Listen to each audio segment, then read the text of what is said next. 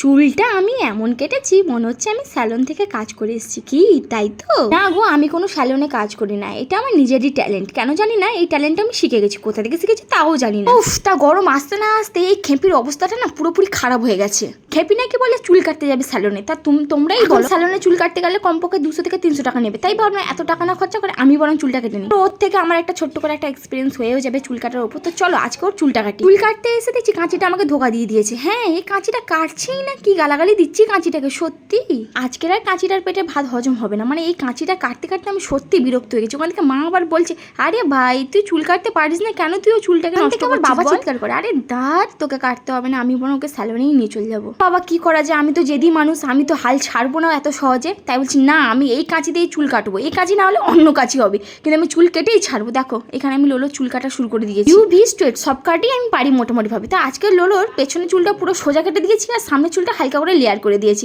দেখো লোলোকে কেমন লাগতেছে।